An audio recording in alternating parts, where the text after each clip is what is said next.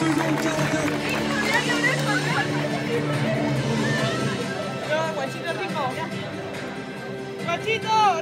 know who's the winner. Yeah. And now we start third at the Pumse female. And Tristan Herry. Tristan was the third. Yeah, she is still. Piece of advice. Je m'appelle Louvrier, je vais arbitrer en beach volleyball. Je viens de l'académie de Nantes et voilà. Je m'appelle Samy Bouganmi, je suis au lycée Charles Baudelaire à Fos, donc c'est 95. Je suis arbitre de beach volley.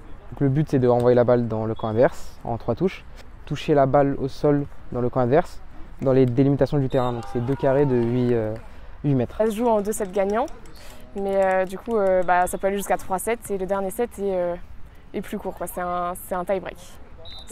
C'est en 21 points, un set et le dernier est en 15 points. Il y a 2 joueurs par équipe, donc après ils ont un coach et ils ont le droit d'avoir un remplaçant qui change par rapport à la salle, par rapport au volley en salle, c'est le fait qu'il y ait deux personnes sur le terrain et en fait du coup les touchés ne sont pas du tout pareils. Du volley on va vraiment faire beaucoup plus de manchettes, donc des balles qui sont frappées vers le dessous pour leur monter.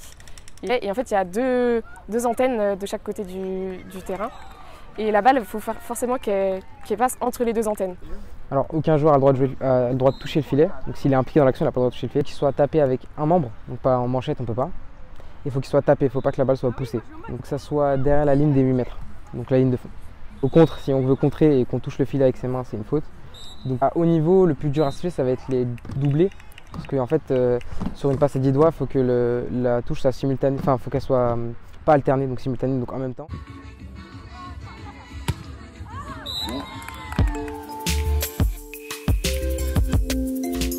Très fier de voir tous les gens ensemble dans les différents pays. Et j'adore de voir qu'ils ont une compréhension que le sport c'est quelque chose, pas juste un sport, mais aussi c'est une vie en général.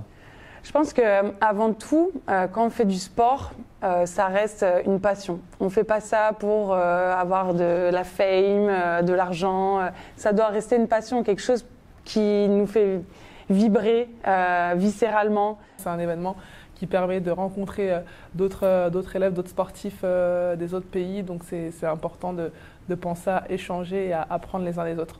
C'est l'esprit qu'on recherche tous, l'esprit de partage, solidarité et respect. Donc c'est un plaisir pour moi d'être là. Bienvenue au POMS, site d'accueil des épreuves de badminton. 14 nations se rencontreront sur la semaine. Les finales se disputeront le samedi 21. Est-ce que vous pourriez me dire comment on appelle un joueur de badminton? Un joueur de badminton, là je passe, parce que c'est pas un sport qu'on pratique vraiment en Haïti. Connaissez-vous la vitesse record du volant? Je crois que ça va être 120 km/h. Ouais, un peu moins je pense. 90. No, the shuttle's highest speed.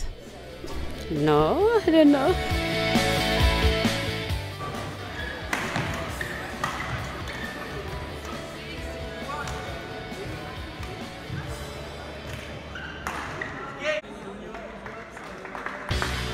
Les badistes, désireux de grimper sur la plus haute marche du podium, devront user d'une bonne maîtrise technique. Smash, amorti, slice, pour atteindre l'objectif suprême et garantir un spectacle de qualité aux nombreux spectateurs. Le tout dans le respect des valeurs de l'olympisme. On a entendu parler d'un programme sportif de la Maïf et pour la planète. Et donc du coup, vous pouvez nous expliquer pourquoi il a été créé et en quoi il consiste? Alors oui, il s'agit du programme Sport Planète que nous avons décidé de créer il y a maintenant 2 ans à la Maïf. Nous animons un écosystème d'ambassadeurs sportifs et d'éco-aventuriers, notamment qui sont présents sur les gymnasiades aujourd'hui et qui font un triathlon et qui vont en profiter pour faire de la sensibilisation auprès des jeunes et des participants donc, à la question de l'éco-responsabilité dans leurs activités sportives. Alors, ils lancent un défi aujourd'hui avec une application qui s'appelle Active Giving, qu'ils pourront télécharger. Et chaque geste sportif, chaque kilomètre parcouru, chaque calorie dépensée consommée aujourd'hui fera l'objet d'une replantation d'arbres. L'objectif étant, sur les gymnasiades 2022, d'atteindre un objectif de 1000 arbres à replanter à la fin de la semaine. Donc j'invite tous les participants à la gymnasiade 2022 à télécharger l'application, à participer à ce fameux challenge interactif et participatif pour le bien de la planète et du bien commun. Alors Nicolas, t'en es où? On t'attend au Centre international de Deauville. On est à Deauville, on est sur la fin. Voilà, on va trouver le petit sac. En vrai, en plus, il est très sexy. Il y a pas mal de déchets. Et notre ami Axel est toujours là, en pleine forme. Et ouais, il pleut plus, j'avais dit. C'est ça. Ok, bah on t'attend à l'arrivée. À tout de suite.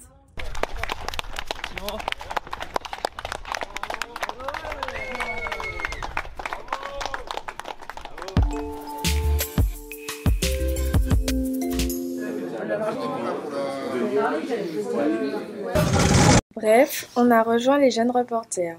On est curieux et on utilise tous nos sens pour collecter les informations. On vérifie les informations récoltées, on sélectionne celles pertinentes et les hiérarchise. On organise nos idées avec objectivité et on rédige des articles selon la commande, compte-rendu, interview, reportage. On écrit en amont le projet et le scénario. On connaît les techniques de cadrage, de lumière et de son. Bref, on est jeunes reporters. Ville accueillante, ville sportive, ville balnéaire, Olgat, hôte des gymnasiades. Dans cette ville normande, le camping Marvilla Parks héberge de nombreux sportifs de toutes nations. On y retrouve des jeunes pratiquant le breakdance, la boxe, le tir à l'arc, le badminton, le beach volley ou encore la course d'orientation. En plus d'accueillir certains sportifs de cet événement, Olgat et son centre sportif ont été retenus comme base arrière des JO 2024. De grands sportifs viennent d'ailleurs régulièrement s'entraîner à Olgat, comme Teddy Riner. Les 139 marches au centre de la ville lui servent d'entraînement. Ces 139 marches sont un incontournable de la ville pour admirer l'incroyable vue. Vous y verrez de nombreuses villas des années 1900 ainsi que les Vaches Noires, un circuit de 12 km où se cachent de multiples fossiles. Après l'effort, le réconfort et rien de meilleur que la fameuse Torgoul d'Olgat, une spécialité. La Torgoul, c'est du riz, du lait, du sucre et de la cannelle. Certaines délégations ont pu déguster ce produit local. Je mange de la Torgoul à Olgat. Je mange de la Torgoul à Olgat. Je mange de la Torgoul à Olgat. Oui, c'est magnifique. Bien.